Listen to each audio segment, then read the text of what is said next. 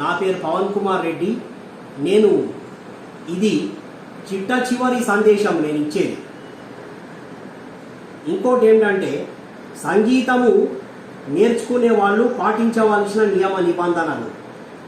First point, గురువులకు చెప్పకుండా క్లాసులు డుమ్మా కొట్టొద్దు. గవర్నమెంట్ మ్యూజిక్ కాలేజీలు అయినా, ప్రైవేటు సంగీతం ఇన్స్టిట్యూట్స్లో అయినా ఖచ్చితంగా మీరు ఒక ఇన్ఫర్మేషన్ అనేది పాస్ చేయాలి. రెండోది, సంగీతం నేర్చుకునే వాళ్ళు ఖచ్చితంగా పాత రాగాలు ప్రాక్టీస్ చేసి పాతవి ప్రాక్టీస్ చేసుకుంటూ కొత్తవి నేర్చుకోవాలి. కొత్తవి నేర్చుకుంటూ మీరు పాతవి వదిలేయడం అనేది పద్ధతి కాదు. పెరుగుతున్న సిలబస్ను బట్టి మ్యూజిక్ అయినా డ్యాన్స్ అయినా ప్రాక్టీస్ అవర్స్ అనేది పెంచాలి. సర్టిఫికెట్ కోర్సు ఫైనల్ ఇయర్ వాళ్ళు ఫస్ట్ ఇయర్ వాళ్ళు 1 అవర్, సెకండ్ ఇయర్ వాళ్ళు 2 గంటలు, థర్డ్ ఇయర్ వాళ్ళు 3 గంటలు ప్రాక్టీస్ చేయాలి మ్యూజిక్ అయినా డ్యాన్స్ అయినా. ఫోర్త్ ఇయర్ వాళ్ళు 4 గంటలు ప్రాక్టీస్ చేయాలి. డిప్లొమా వాళ్ళు 5 గంటలు ప్రాక్టీస్ చేయాలి. రెండోది, సంగీతం నేర్చుకునే వాళ్ళు కాన్సంట్రేషన్ పెడతలేరు. కాన్సంట్రేషన్ పెట్టకపోతే రాదు. సంగీతమైన నాట్యమైన మనసు పెట్టి నేర్చుకుంటే వస్తుంది.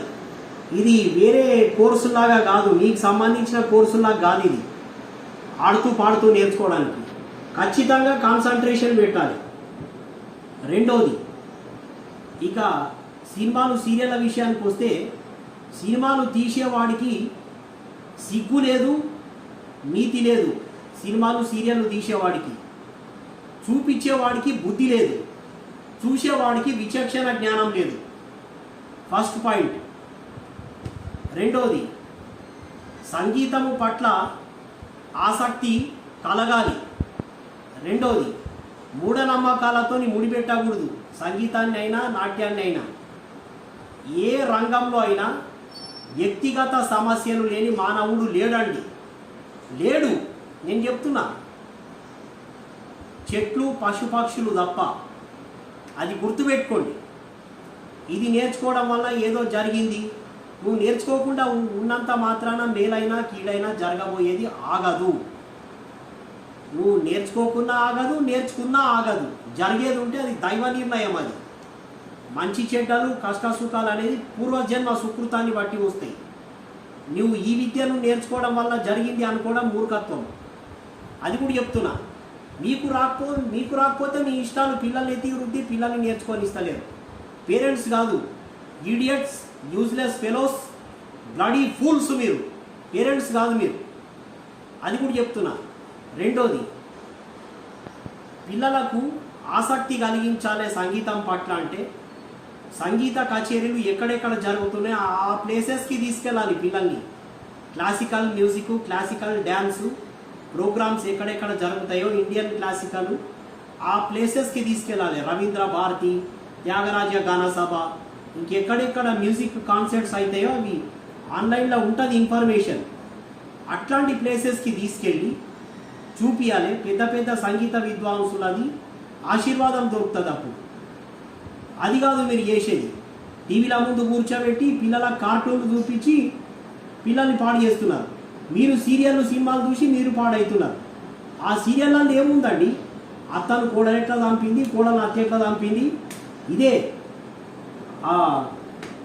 ఈ సీరియల్ చూసి లవర్ కొరకు భర్తను చంపుడు నేర్చుకుందో మహారాణి 2017లో. అది ప్రాక్టికల్గా చేసి చూపించింది. అది దీనివల్ల నేరాలు ఘోరాలు పెరుగుతున్నాయి తప్ప క్రిమినల్స్ తయారవుతున్నారు సీరియళ్ళు సినిమాలు చూసి. బాగుపడ్డోడు ఇవ్వాలి లేడు. అది కూడా చెప్తున్నా నేను. ఏ మతంలో ఉంది భ్రష్టాచారం? అట్లాంటి దుష్కృత్యాలు చేయమని ఏ దేవుడు చెప్పిండు? ఏ మతంలో ఉంది? సమాధానం చెప్పండి నాకు. అది ఎట్లా చూస్తారంటే, అటువంటి దృశ్యాలు బుద్ధి లేకుండా లీనమైపోయి చూస్తారు, కాన్సన్ట్రేషన్ పెట్టి మరీ. ఇప్పుడు ఇంటికి దొంగోడు వచ్చి మీ ఇంట్లో నా సామాన్లు ఎత్తుకపోయినా, బంగారం ఎత్తుకపోయినా, వజ్ర వైడూర్యాలు ఎత్తుకపోయినా మీకు సోయి ఉండదు.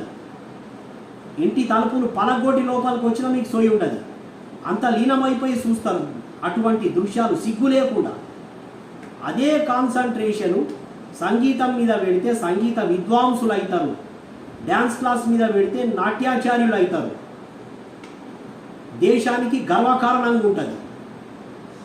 అది కూడా చెప్తున్నా. ఇప్పటికైనా పిల్లల తల్లిదండ్రుల వ్యవహార శైలి మారాలని కోరుకుంటున్నా. ఇక వృద్ధుల విషయానికి వస్తే వృద్ధులు కూడా చాలామంది వృద్ధులు కారండి, వృద్ధి చెందిన మూర్ఖులు, వాళ్ళు కూడా అవే సీరియల్ సిగ్గు లేకుండా చూస్తున్నారు. అందరినీ అనడానికి లేదండి, కొంతమంది ఉన్నారు మంచివాళ్ళు. ఇప్పటికీ వాళ్ళు వాళ్ళ బాల్యంలోనే ద్వారం వెంకటస్వామి నాయుడు లాంటి సంగీత విద్వాంసుల సంగీత కచేరీలు విన్న మహానుభావులు ఉన్నారు. వాళ్ళని మెచ్చుకుంటున్నా, నేను అభినందిస్తున్నా అట్లాంటి వాళ్ళని.